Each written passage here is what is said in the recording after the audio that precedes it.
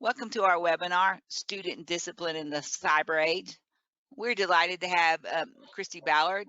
Christy Ballard has served as General Counsel for the Tennessee Department of Education for over 15 years, where she advises the Commissioner and other DOE personnel, such as superintendents and the Achievement School District, on legal issues.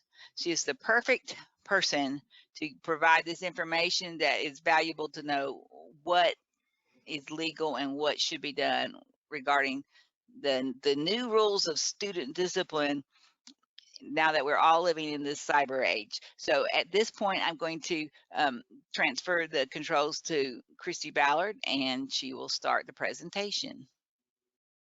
Good afternoon.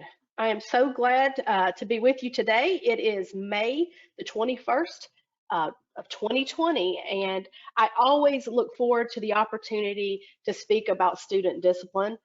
I started my career in education law late 1998 at the Tennessee School Boards Association for a brief bit, but I've been with the department. It will be 20 years in August, and this is probably my most popular session.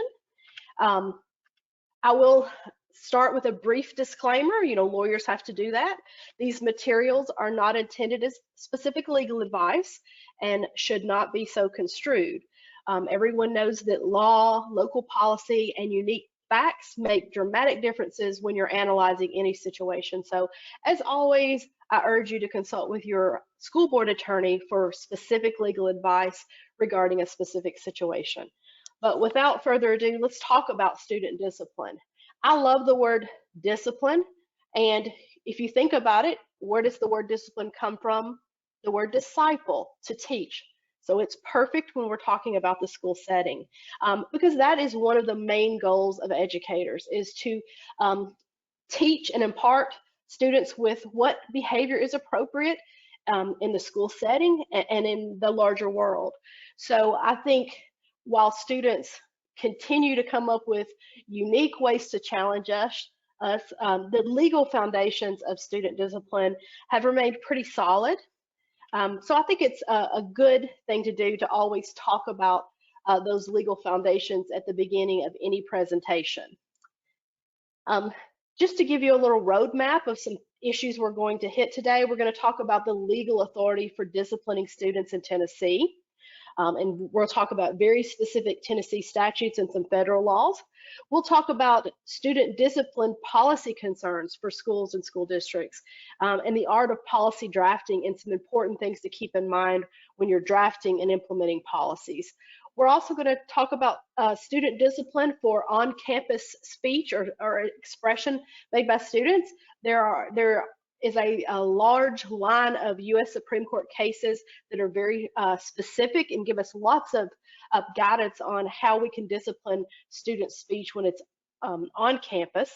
But I think the thing that people are grappling the most with today is student discipline for social media posts and other types of student speech and expression that is basically considered off campus in many situations.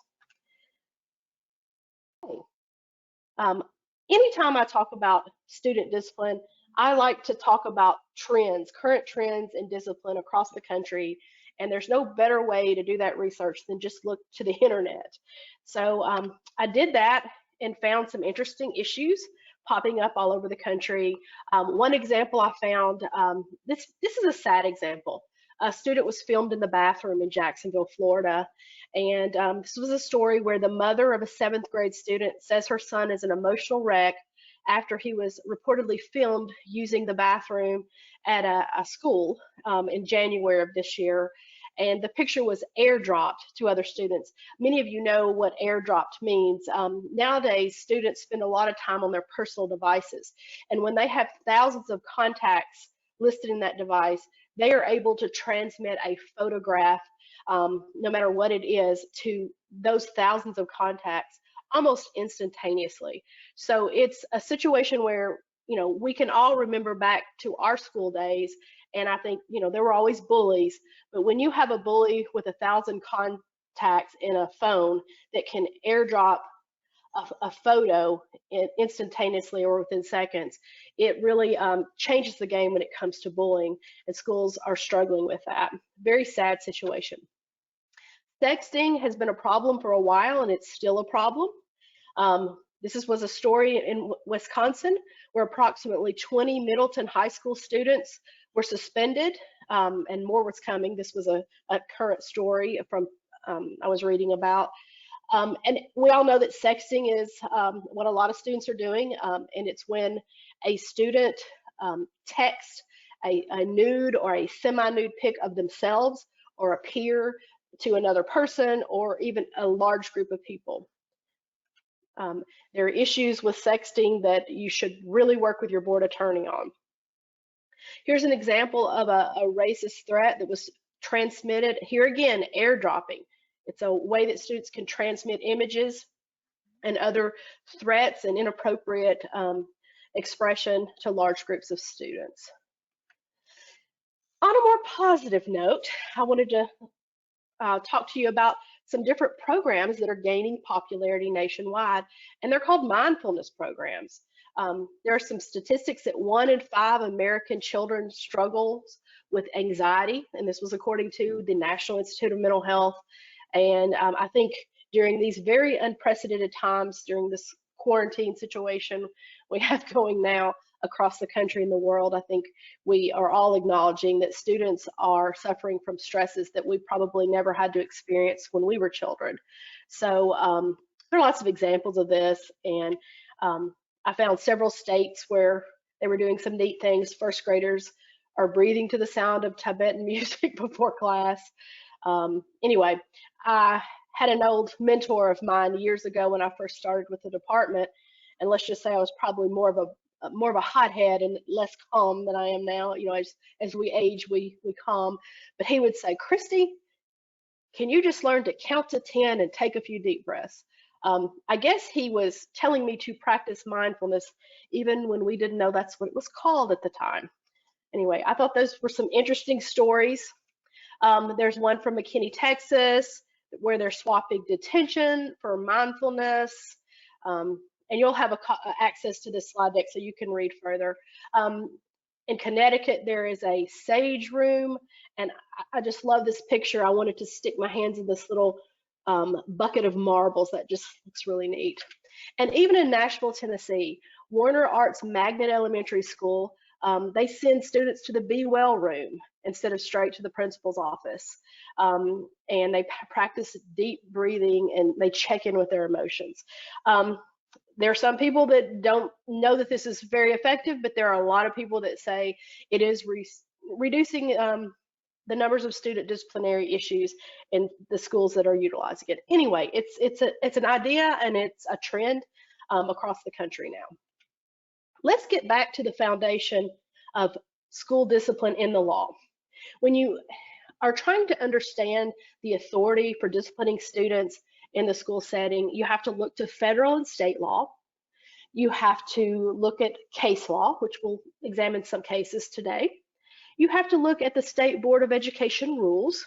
And of course, you always have to take into consideration local school board policy regarding student discipline.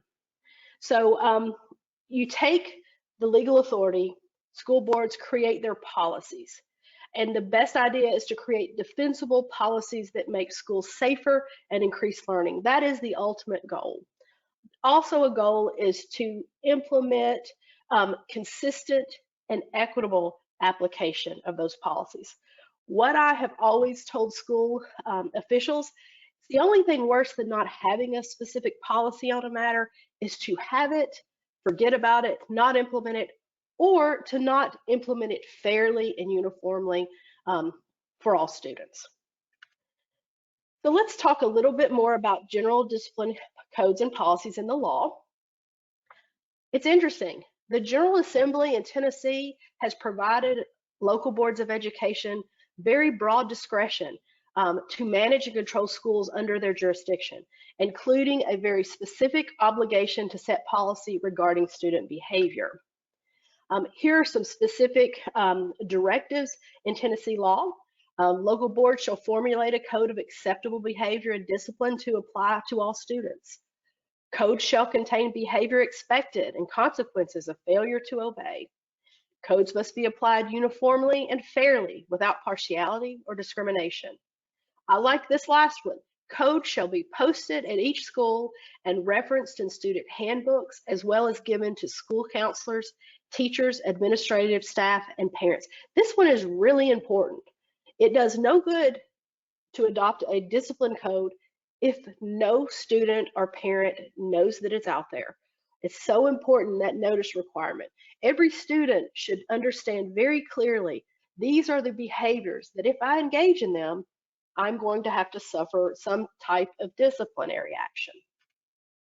Here's the specific statute that talks about student discipline and codes of conduct. This is the specific language that's in the law, and I wanted you to have the code section and the language so that you could refer to it later. I think specifically of note is subsection C. It actually says, in developing a discipline policy, the local board of education or charter school governing body shall seek recommendations from parents, employees of the LEA or charter school, law enforcement personnel, and youth-related agencies in the community. So it's really good to get input into those policies, because there are issues that come up that are different from community to community, and it's important to get that input. Now, this is subsection D of that same statute, and this is the specific directive that each discipline code must contain the type of behavior expected, the consequences of failure to obey, and it very directly says each policy must address this list of items. Now, if you look at this list and you refer to your own school's discipline code, it's going to look very familiar, because this pretty much covers the basic behaviors you see. I have number 10 in red bold because I think it's interesting. Other subjects that a local board of education or a charter school governing body chooses to include. That's very broad language. So I always jokingly say the General Assembly really doesn't need to pass a law giving local boards any more authority, because this catch-all provision pretty much gives total authority to a local board to set policies that manage student behavior and that curtail disruptions to the educational environment and keep school environments safe. Further on in this same statute, subsection E talks about zero tolerance offenses. I think everybody has a general idea of what that is, and there are two places in the Tennessee Code in Title 49 that refer to zero tolerance offenses, and this is the first place. This is the general language that says every local discipline policy must indicate that the following offenses are zero tolerance offenses. So this is probably the most prescriptive part of the code with regard to discipline policies. And if you go down through 1 through 4, the first is possession of a firearm. The second is aggravated assault upon a teacher, principal, administrator, or any other employee of the LEA or school resource officer. And then you have the more simple assault. And in red underneath, I've got the more specific definitions of the difference in aggravated assault, according to the definition in the criminal code cited there, and just simple assault. Unlawful possession of any drug, including any controlled substance, as defined in the criminal code, controlled substance analog as defined in another section of the criminal code, or legend drug. That's pretty much going to include all your street drugs and derivatives, and will include anything that you have to have a prescription to have. So that's the first place in the code. So let's take a bit of a detour. I think zero tolerance policies in this part of the law is important enough to drill down a little more specifically. So let's talk about the history of these policies. While in our state code, we have very specific definitions. You know, everybody across the country talks about zero tolerance policies. And for a long time, there was no formal definition, but it generally meant that certain disciplinary acts required very specific and serious disciplinary action, including suspension and expulsion. Zero tolerance policies became popular in the 1980s during the war on drugs, Remember back then there was that what people refer to as the broken windows philosophy, that if you crack down on lesser crimes, it would prevent bigger ones. Also, there was an idea that providing severe consequences to even minor infractions would send a message to students that disruptive behavior was unacceptable.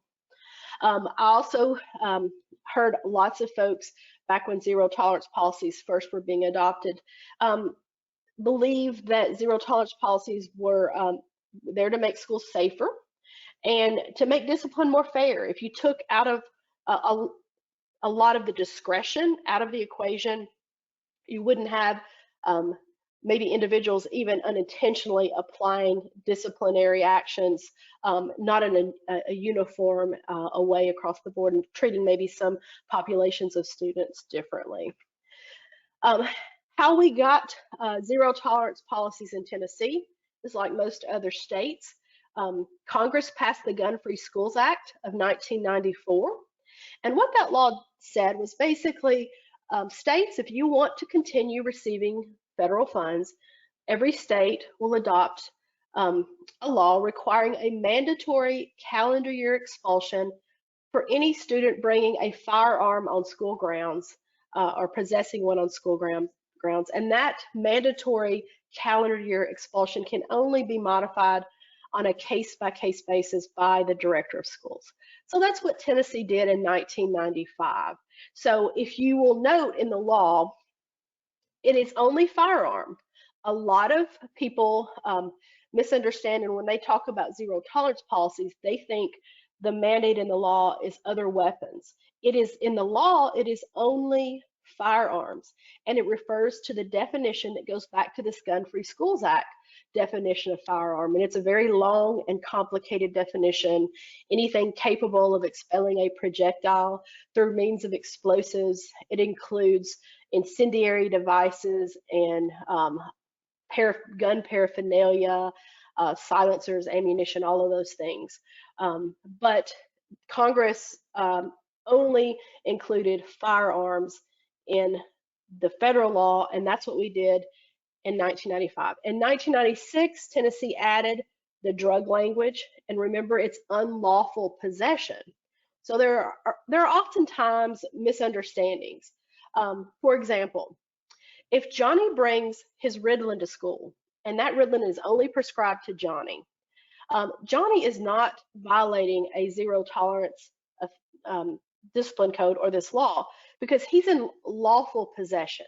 Now, if he sells it to other children or hands it out, or if he brings in, mom's prescription for something, that's a different story. He's not in lawful possession of that prescription medication. Now, that's not to say that schools can't and don't have policies requiring students to check their over-the-counter or their prescription medications in with a school nurse or some other individual, but it's not a zero tolerance offense.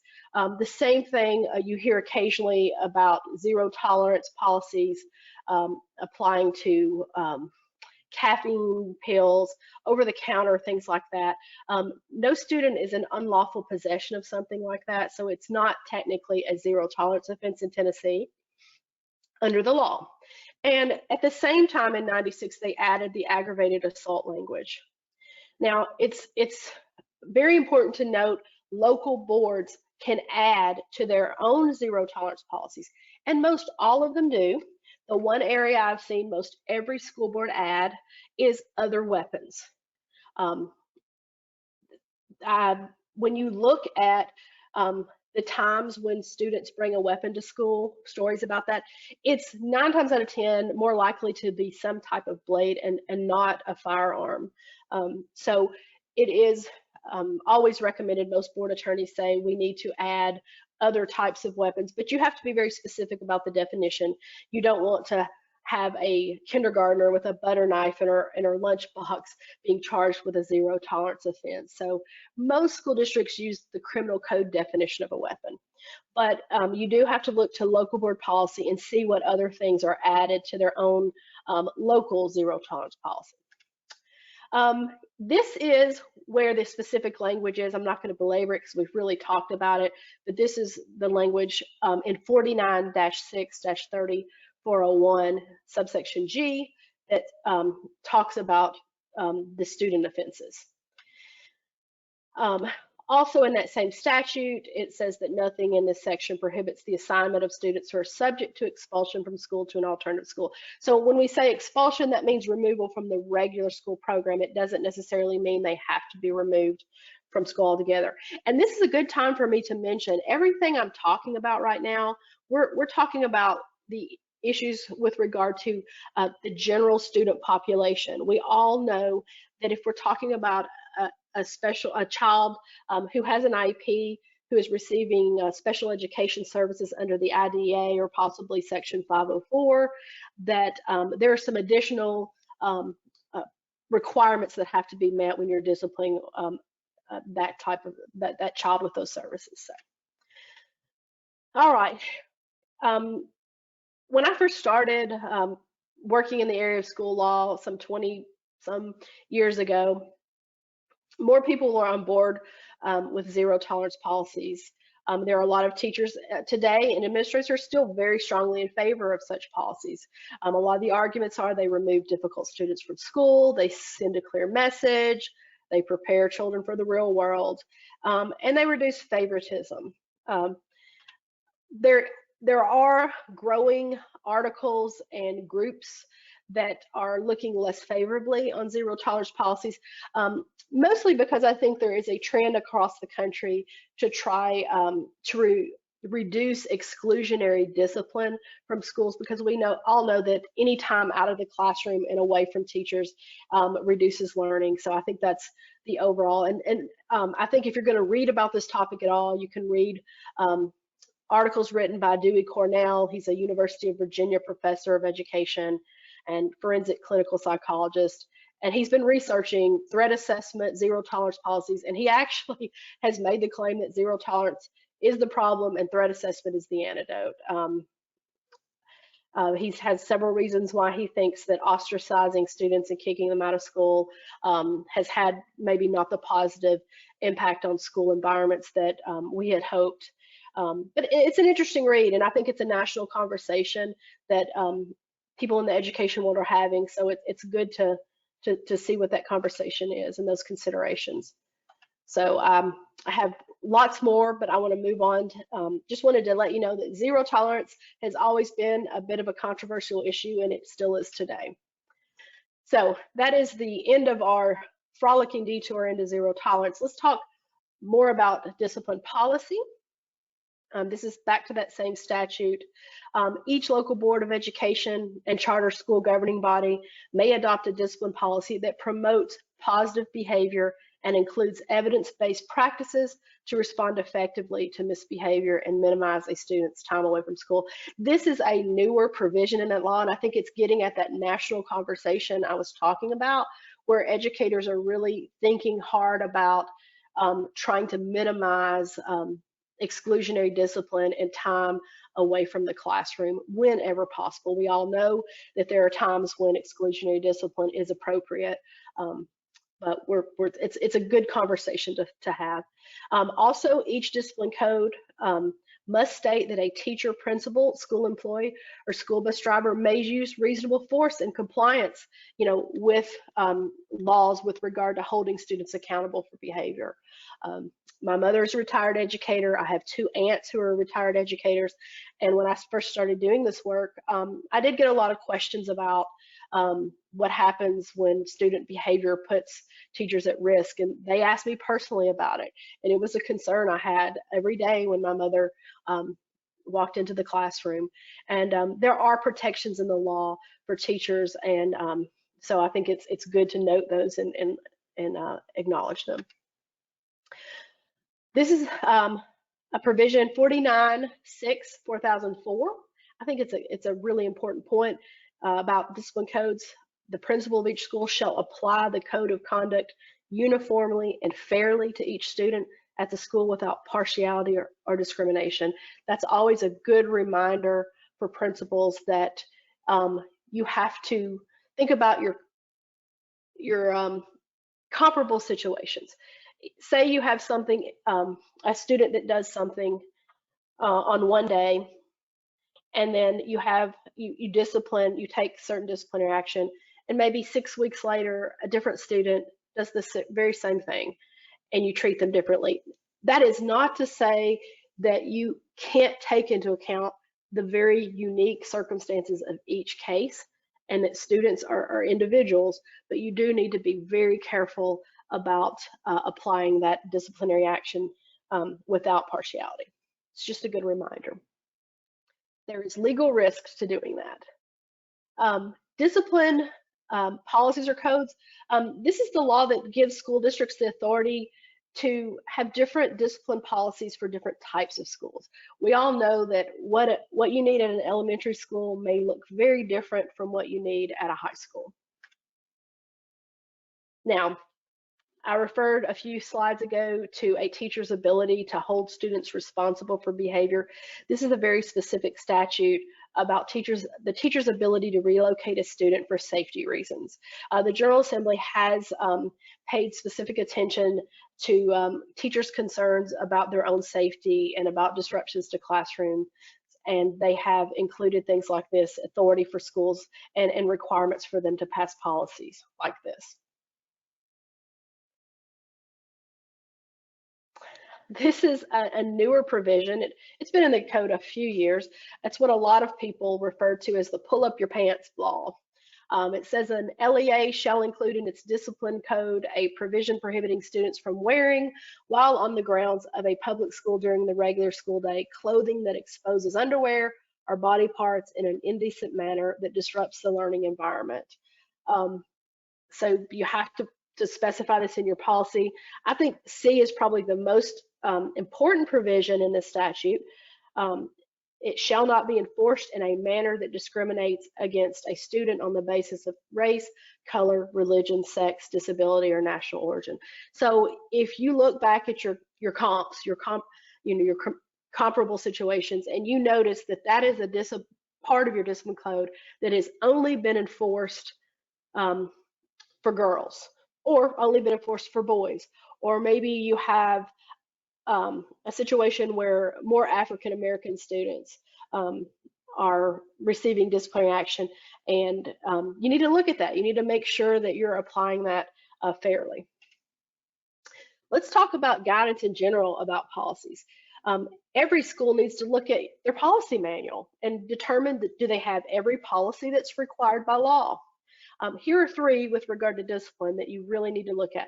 You have to have a corporal punishment policy, and because of laws that passed very recently, they can't necessarily be used on students with disabilities.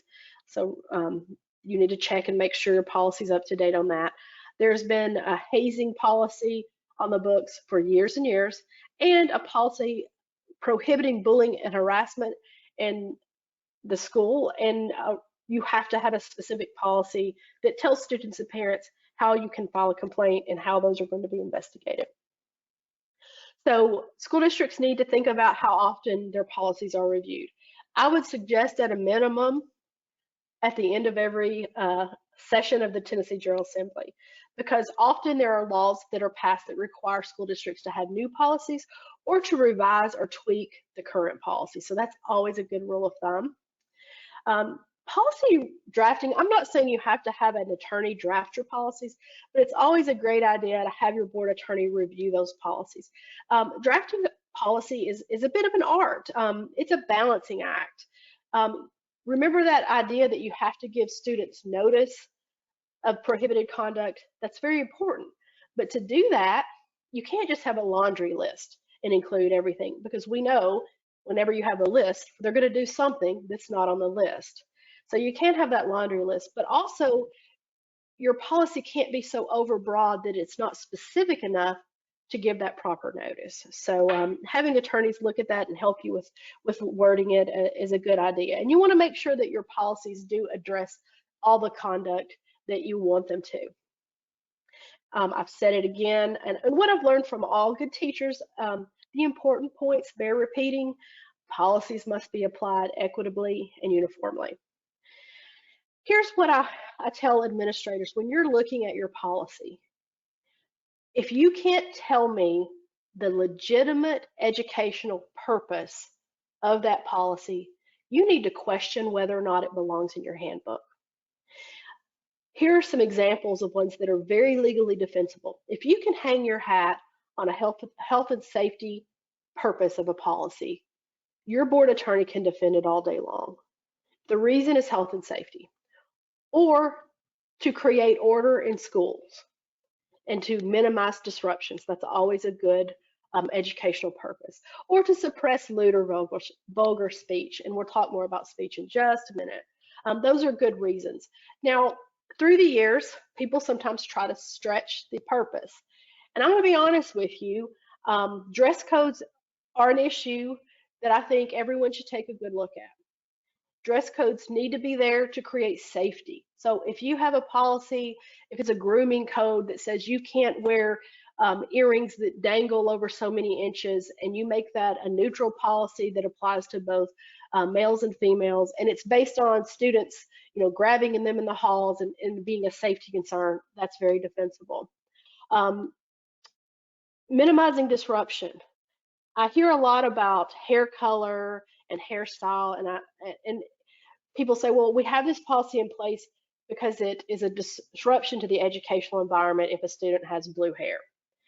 I think in 2020, you might want to re-examine that purpose, depending on the community. It could be a legitimate argument, but I will say, even though the case law I've looked at does not necessarily give students the constitutional right to accessorize and a lot of those kinds of policies, we're not talking about expression or speech necessarily. Nobody wants to go to federal district court over blue hair, and just choose your battles and really think through what legitimate educational purpose a policy serves. Okay, suspensions and expulsions. This is the statute I talked about earlier, but it lists this very long list of reasons for which a principal, teacher, or assistant principal of any public school in this state is authorized to suspend a pupil from attendance at the school. I will note again, it says principal, teacher, or assistant principal. Please note that it doesn't include a teacher. So teachers do not have the authority on their own to suspend or expel students necessarily. And think about, I get this call occasionally where you have special ed teachers who, sometimes they say, well, we just have this process, the student's mom and I, and if the student is acting out too much, I just call mom and say, come get him. If you require a parent to come pick a student up, that's a suspension from school, and it triggers other things when you're talking about children receiving special education. So just be mindful that those are things that have to be approved by principals, principal teachers, or assistant principals. But this is a very broad list, and what this is doing is this is not an exhaustive list. This is the General Assembly saying these are the reasons that if you choose in your policy, you can suspend or expel students from school. And you'll notice number 7 and 8 on this slide include weapons. This is not the zero tolerance language. Remember, that's in subsection G. This is language that's been in the code for a long time. And then on the next slide, we have a furtherance of that list. We have language about drugs. Here again, this is separate from the zero tolerance language that's in the law. I have number 13 in red and bolded. Any other conduct prejudicial to good order or discipline in any public school. This is the one school administrators underline and circle. This is, here again, is going back to that broad authority the General Assembly has given schools when it comes to managing student behavior. And then number 10 specifically mentions off campus. Now it does specify criminal behavior, but it goes on to say, and the student's continued presence in school poses a danger to persons or property or disrupts the educational process. I really think when it comes to off-campus conduct, the traditional off-campus conduct that we talked about for years, you have to be careful. You can't always discipline students for off-campus conduct. If you can draw that logical nexus between that off-campus conduct and some sort of real material disruption to the educational environment, You can arguably discipline students for that conduct. But this is one of those where you need to have your lawyer on speed dial and really talk about the specific facts. I mean, these are cases that we've dealt with for years. For example, students say, you know, fight at the city park, you know, 3 o'clock after school. You know, kids get into a tussle in Walmart parking lot after the ball game on Friday night, and questions arise. Well, can you suspend the students that next Monday morning? Possibly, but you have to really draw that nexus. But those are questions for your board attorney based on the specific facts. So in this same statute, you know, it talks about you can suspend students unconditionally for a specified period in your discipline code. You can place reasonable terms and conditions.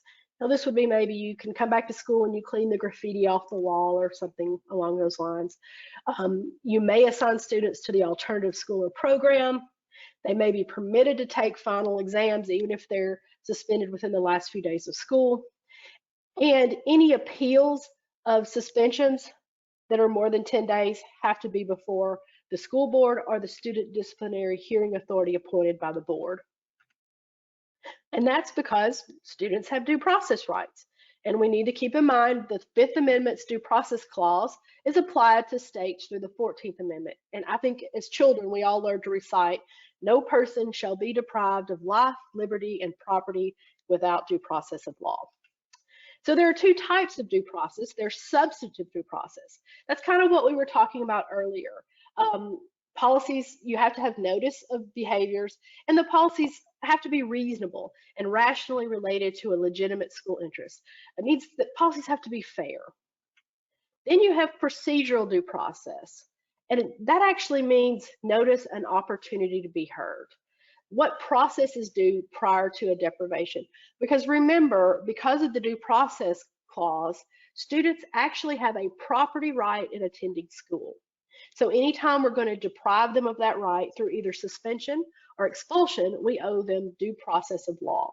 That's when we have those student disciplinary hearings. And that is specifically, it comes from the U.S. Supreme Court case, Goss versus Lopez, which, by the way, this year, 2020, is the 45th anniversary of that landmark case. And it's where we get that anytime you suspend or expel a student for a time period greater than 10 days, it requires more formal due process. Remember, everyone being deprived of their right to attend school is owed due process, but that formal hearing only applies if it's more than 10 days. So if you get caught throwing a paper wad at the teacher and the teacher sends you to the office and the principal says, why did you do this? And you say, well, I was mad, or maybe I didn't do it, Johnny did. Well, now you're going to get a day of in-school suspension. You know, you've had your due process, you've had your notice, and you've had your opportunity to be heard. This same statute lists those due process requirements, provides requirements for written notification to parents, anything other than a day of in-school suspension. Not only do you have to notify parents of that suspension, if it's more than 10 days, you have to notify them of their right to appeal that disciplinary action of the principal. Okay, let's move on to the most popular topic, social media and student discipline. So let's take the foundation that we just talked about of disciplining students and let's apply it to this type of behavior. Now, I have been using this photograph on the slide since obviously 2014. I don't know, it's just one that always gets to me. Number one, I think the children look very young. And I remember the news story. It's somewhere in the New England states. I can't remember exactly where, but they were actually juniors in high school and they look like middle school kids to me. What they're holding are airsoft rifles. They're not actual real firearms. They're airsoft rifles. And what happened is they told school administrators and the media, well, we just didn't want boring homecoming pictures like everyone else. And this was our hobby. We like to go to places to use these airsoft rifles, so we thought this picture was great. I always ask people to think about if you saw this picture on TikTok or Instagram or Facebook in your community, would it cause a problem? Would it be disruptive to your local educational environment? And most people, without a doubt, say yes. And And when I say why, I think sometimes the caption is almost as problematic as the picture. And I saw an interview of the principal and then an interview of the students. And of course, the students were just this quiet, demure, very quiet, sweet kids, sound like. And the principal said, well, these students knew they were being provocative. I don't think they realized they would get into trouble like they did. They were actually banned from the homecoming dance for this picture. We can all look at our policies and think about how we would handle a situation like this. Here's a more recent, that picture was 2014. This is a news story from 2020. 60 Wisconsin boys in a spring prom picture participating in racist salute. Obviously, it resulted in a very strong media response. This was a quote from the administrator: "We cannot know the intentions and the hearts of those who were involved. Moreover, because of students' First Amendment rights, the district is not in a position to punish the students for their actions." Don't know if there was a lawsuit. This was just a news story that was interesting and sad at the same time. Just to let you know, that's what's going on. So when we're talking about social media in the law, I think this is the reason it's such an interesting topic and why lawyers almost, like talking about it is there are so many legal issues that come up. What we're going to talk about today, we're going to talk about more the First Amendment aspect of social media and student discipline, the fact that you have to look at whether or not the expression is deemed to be on-campus expression or speech versus off-campus expression or speech, and that's really going to determine what action you can take as a school administrator. It brings up Fourth Amendment issues, because a lot of times when you get word that there's something going on social media, and maybe a student has it on their phone and is doing something on campus, it might require you to take that phone and to search it.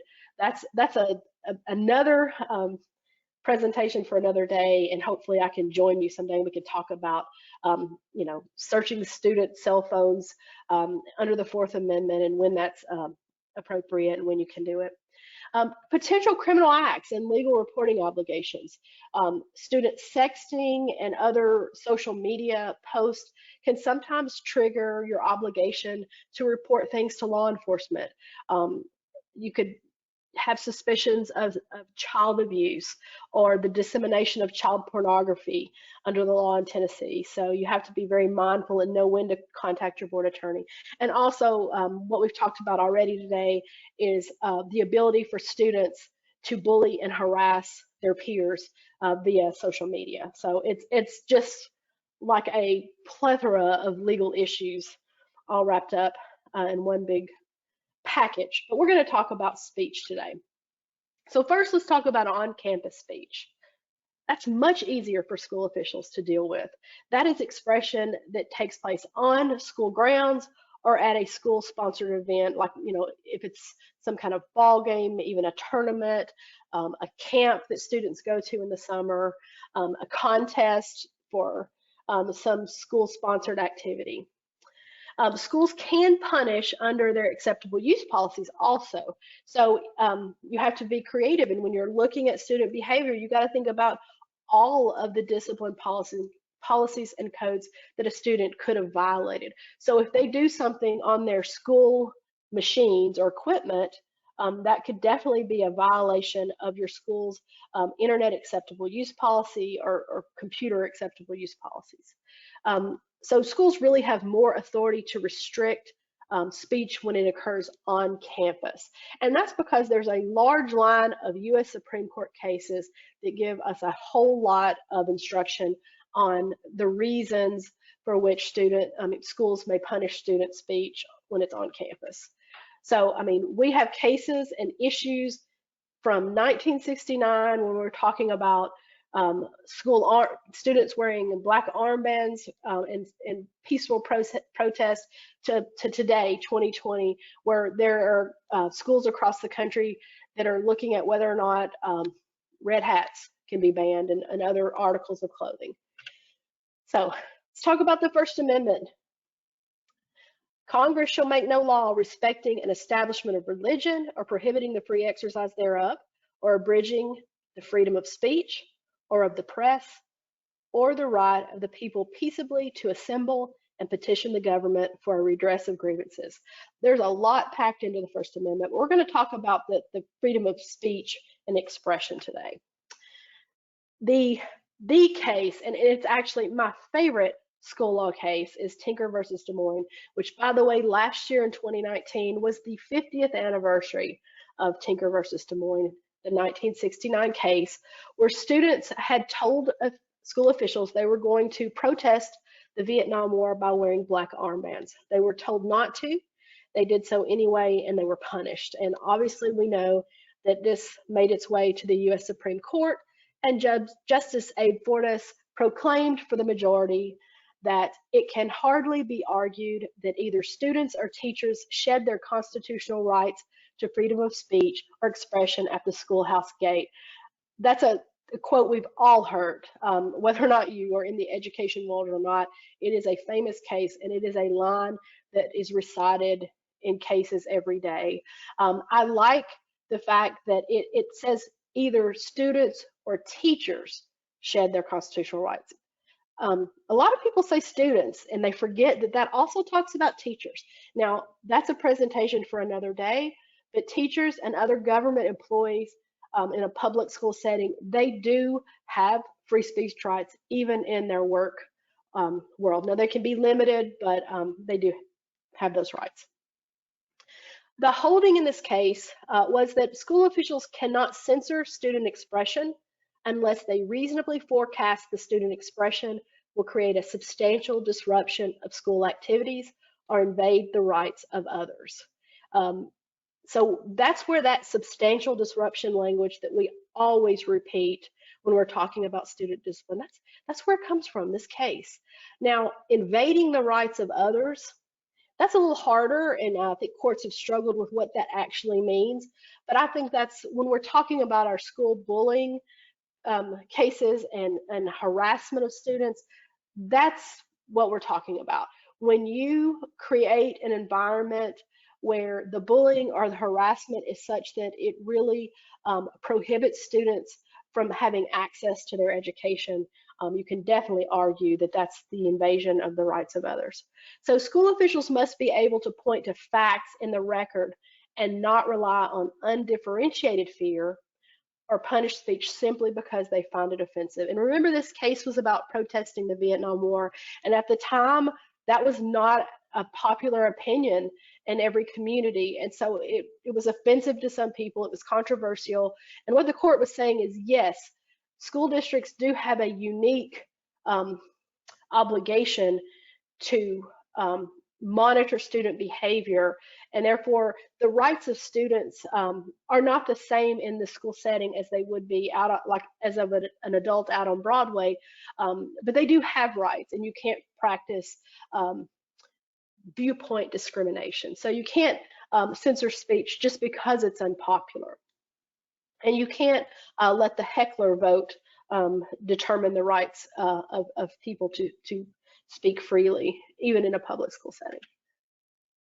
The next case that's very important is a 1986 case, Bethel School District versus Frazier. And this is that case about a student giving a speech at a school assembly. He was nominating his friend for a student office. He used very graphic sexual metaphors. He was actually told ahead of time, don't do that, don't go there, and he did it, and he was punished. And the holding in this case was that school officials may regulate on-campus student speech that is vulgar, lewd, or plainly offensive. I think later cases today, more recent cases, are questioning what does plainly offensive actually mean, but I think vulgar and lewd is still pretty clear that in the school setting, even if it's not necessarily disruptive, a true threat, you could punish speech that's vulgar or lewd. Then we have Hazelwood School District versus Colmeyer, a 1988 case. This was about a school newspaper where students wrote articles relating to teen pregnancy and divorce. Administrators at the school had some concerns, and if you read the facts of the case, the concerns were about maybe people would begin to identify who they were talking about in the article, and told them to exclude those articles from the publication, and the student sued. And the holding in this case was school officials may regulate school-sponsored student speech if they have a reasonable reason, legitimate educational reason for doing so. So there are three distinct types of speech in the school setting, and ways that courts have looked at those types of speech. Then we add the 2007 case. This was the really interesting one. And that's an actual picture of the sign. The students were displaying a banner. This happened in Alaska. And the students were out watching the Olympic torch relay go by. And I think they were across the street from the school. It was definitely as a school. And an administrator said, you got to take that sign down. The students did not. This went all the way to the Supreme Court. And this was a holding. It's a little bit more narrow. School officials may punish students for expression that promotes illegal drug use. And that's kind of where the court came down in this case, that this looked to promote drug use, and it's illegal, and therefore that is speech that can be prohibited in the school setting. I want to throw in there that, no true threat is protected speech under the First Amendment, and there's a sample of one of the first cases on that, 1969. True threats are never protected. True threats are an unprotected category of speech, much like obscenity, fighting words, child pornography, those kinds of things. And when you're talking about what a true threat is, most courts are going to use the language, is it a serious expression of an intent to cause harm? And nowadays, it's very hard, especially on social media, to determine that, because, there have been cases not applicable to school districts, but things on Facebook and that looked very violent, that were violent themed speech, and courts have determined that, well, the person really didn't intend to cause harm. So it's made it really hard.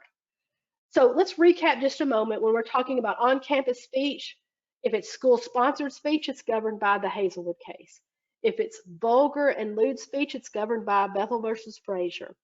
If it's pro-drug use speech, it's governed by Morse.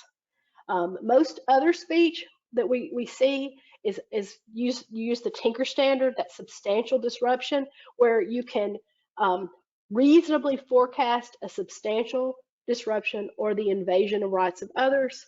I mean, obviously, if it's a true threat, violent themed speech, it's usually going to be governed by Tinker and that true threat analysis. So we have a whole lot of information on how we can analyze student speech when it's considered to be on campus. Now, the problem is most speech on social media is considered off-campus speech. And noted attorney and First Amendment expert David Hudson, who was a long time employed by the First Amendment Center in Nashville. He is a law professor now at Belmont Law School. I like this quote: "The most pressing question in student speech law concerns the extent of school officials' authority to regulate students off-campus online speech. Students' use of social media is pervasive and arguably the most common way that students communicate in the present day." I think this is why this is one of the most popular topics at every school law conference you attend. There is always going to be something on social media speech, and David is a good speaker on the topic as well. So most speech arising from social media occurs off campus, and every administrator knows you can have your day planned out, and you wake up in the morning and your whole day changes based on communication you get about something that somebody put on TikTok the night before, and you're off to the races trying to figure out how to handle the behavior in the post. And nowadays, it's not just student posts that are disrupting the educational environment. Sometimes it's posts by parents as well. Very challenging issues to address. So it's much more difficult to restrict or punish student expression that takes place away from school or school-sponsored events. And part of the issues is that student internet speech, they've not been settled in the courts. When you look across the country, the different courts of appeal, they are kind of mixed on this. And the Supreme, I've got SCOTUS here, Supreme Court of the United States, has not yet addressed the matter. There have been several situations and cases that they have declined to take up that would have settled it. And I think most administrators and school board attorneys across the country would love for the Supreme Court to kind of decide one of these cases and give us some more very specific legal authority on the matter, much like we have in Tinker and Frazier and Hazelwood and Morse. It would be really nice to have a Supreme Court case that's instructive on this matter. But we can look to some of these cases across the country, and I think that we can see that in many cases the Tinker standard is applied to online speech cases. And here are some examples. And the blessing and the curse of the internet, the blessing is that it's a lot easier for school officials and lawyers to research case law they can do it for free. And so these are some cases that I would invite you to pull up and read the opinions on, because these 4 examples from the 4th Circuit, the 9th Circuit, the 8th Circuit, and the 15th Circuit in different years are cases where the courts applied the Tinker standard in off-campus online speech cases. So the first one, a student created a social media page meant to get fellow students to harass a classmate. And the court said, you can't do that. And that's disruptive, that it could invade the rights of others. That's, really classic Tinker. Then when you look at the student in the Douglas County case below, the student sent classmates instant messages full of violent language about shooting other students at school. Tinker standard was used. The third case, the SJW versus Lee Summit, student wrote a blog with racist and sexually explicit degrading comments about classmates that upset many students and disrupted classes. And then the last one is that a more recent case from 2015, where a student posted an online video of a rap recording about 2 school coaches that was intended to reach fellow students and intimidated the coaches with threatening, violent language. That's one of the cases where the Supreme Court refused to hear it, and a lot of people thought that they were going to take that case up in 2015, but they did not cert on that. When you look at the brief facts that I put on the slide, though, it's really easy to see where courts applied the Tinker standard and said this is the kind of off-campus speech that you can definitely show that nexus between that off-campus speech and a real material disruption to the educational environment, or one that could reasonably be forecasted and defended. So those are cases where the court really used that Tinker standard. Now, let's change courses a bit, and let's ask the question, what if the online speech does not create a disruption? This is where courts have said, well, Tinker is one thing. If the off-campus speech creates a disruption, that's one thing. But what if it's not disruptive? What if it's just vulgar, lewd, embarrassing? Courts have held that fake social media profiles of principals and other social media posts made by students were considered protected under the First Amendment because they didn't disrupt school activities, even though they were vulgar, embarrassing, and caused a lot of discussion among other students. So because they weren't on campus, these are situations where if it had been on campus, I think the court would have ruled differently, but because they were not on campus, students have more speech rights than they do on campus. So this these are 2 Pennsylvania cases. One is a Third Circuit case, the other is a district court case, but they're good examples of situations where the court did not extend the Frazier standard. So in the first one, the student created a parody of his principal on MySpace. You can tell this is a rather old case. I don't think there is a MySpace anymore. On his grandmother's computer away from school. The school suspended him for 10 days. The court applied the Tinker standard, but found that no nexus between the speech and the school environment existed, so there was no substantial disruption. And the court actually ruled that the Frazier standard of was the speech lewd or vulgar does not apply to off-campus speech. So it was very clear that in the Third Circuit, While they would apply the Tinker standard to off-campus, they would not apply Fraser. Then in the Killian case, the student created a website at home that contained a derogatory top 10 list about the school's athletic director.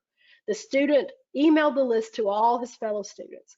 The list found its way to campus and the student was suspended. The court applied the Tinker standard in this case and ruled in favor of the student, finding while offensive, the speech did not create a substantial disruption. So these are clear situations where the courts refuse to allow school districts to censor speech just because it was vulgar or lewd or embarrassing to school officials. This is another case. It's not a Court of Appeals case, but I just think it's an interesting case and it's a little bit different. This was not about students posting things on social media that was derogatory about other students. They were posting pictures of themselves. And I particularly like the quote from the court, "Not much good," this is an Indiana case, "Not much good takes place at slumber parties for high school kids, and this case proves the point." It was a case about female students posting, and the court said that the opinion refers to raunchy pics of themselves online, posing provocatively with lollipops and wearing lingerie with money stuck in, stripper style is what the opinion referred to. So these students were on the volleyball team and they were suspended for a certain number of volleyball games and other extracurricular activities for violating the code of conduct for activities. And they had an honor code, and I think many schools have honor codes for their extracurricular activities. Basically, they say things like, if you take any action or do anything to bring dishonor to yourself or to your team, you have to either be kicked off the team or you sit out ball games. And that's what happened here. That's very common, and most people argue that you can suspend people from the football team or the volleyball team because nobody has a property right in being on the volleyball team. And this was very different than suspending a student from school. But in this case, because this was a speech case, a First Amendment case, not a due process case, the district judge found the school exceeded the authority and violated the student's First Amendment rights. This was a private Facebook page. It occurred during the summer. And they just could not draw, they said it can't be disruptive. So therefore the school exceeded their authority. And I thought another interesting aspect of the opinion is the judge also found the policy that disciplines for bringing dishonor or discredit upon the school or the student is vague and overbroad. I thought that was a very interesting take, and it made me think about should we take a look at these honor codes in Tennessee and whether or not, what a court would say here in the Sixth Circuit. I don't know, at the time when I read this case in 2011, I looked back and thought, most parents, if their students did this, instead of getting an attorney to defend them, they, I know what my parents would have done if I did this as a young high school student. Anyway, it's a good point that shows that courts really view off-campus online speech very differently than on-campus speech. So I thought this was an interesting article out of Memphis. There were 3 Tennessee middle school students who were suspended after posting their teacher's mugshot on Instagram. They were actually suspended, and mugshots are a public record. And the school official, when asked about this, responded, well, the reason they were receiving disciplinary action was not because they were sharing the image on social media. The reason was because they were using district computers, not personal cell phones, to access inappropriate websites and content not related to the lessons that day. So I think here you could argue it's not off campus. It's on campus because they were using school computers, and obviously were doing it during the school day at that time. I just thought it was an interesting issue. So let's recap a little bit. Off-campus online speech. Now, what we've seen is when you're talking about online speech from students that's targeting a school or a school official, what we see from the courts is school officials must be pretty thick-skinned, because courts are not that concerned about the hurt feelings of school officials or their embarrassment caused by off-campus student speech. Unfortunately, courts are less deferential to the speech rights of students if there is a threat to physical safety to children or school officials. So if it's just vulgar and lewd or just embarrassing, courts are going to say, students do have First Amendment rights that are more robust than in the school setting when they're off campus. Online speech targeting students is different because, under Tinker, you can generally say that that's disruptive or it invades the rights of others. So off-campus speech is the most troublesome for school officials. That is cyberbullying, harassing behavior. That's a real problem. So the problem is you gotta strike that right balance.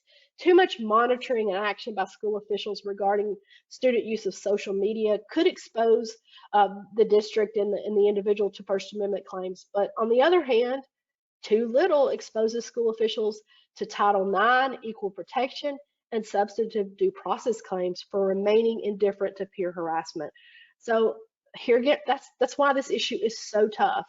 And it's one of the most challenging issues facing teachers and administrators today. What do we know? Well, I don't know that we know anything for sure until the Supreme Court speaks on this matter, but there is a solid legal argument that off-campus expression can, and in certain cases should be punished by school officials if the Tinker test is met: substantial disruption or a reasonable forecast of a substantial disruption or the invasion of the rights of others. But before you punish off-campus speech, make sure there's that logical nexus so that you do meet the Tinker standard. So that's kind of what we know now, or what we think we know. But some final recommendations. Don't respond with a knee-jerk reaction and censor speech just because you don't like it. Tinker is about the prohibition of viewpoint discrimination only. You have to show that disruption. You have to have clear lines of communication with students and parents. Educate students about the dangers of online material. I mean, not only is it disruptive, students, it is online behavior and interacting with people that they don't know online is a health and safety issue for students. And we have to start teaching them about those safety issues very early. School districts should adopt, distribute, and publicize policies that define prohibited conduct, going back to that notice requirement in the law. Put students and parents on notice that off-campus conduct and speech can be punished. We have had issues in the past at our state special schools where we have taken action for off-campus speech, and we've had parents that called and we had to walk them through Tinker and that line of cases and talk to them about that. And we try to make sure that our policies remind students that just because you're off campus doesn't necessarily mean that you have an unfettered right to post anything online if it can come back and cause a disruption at the school. You should incorporate off-campus conduct into your anti-bullying and harassment policy. I think it's good to really include that very specifically and work with your board attorney on that. Determine if the police need to be informed. Like I said earlier, there are certain types of online expression, social media posts that will trigger possibly your obligation to call the police.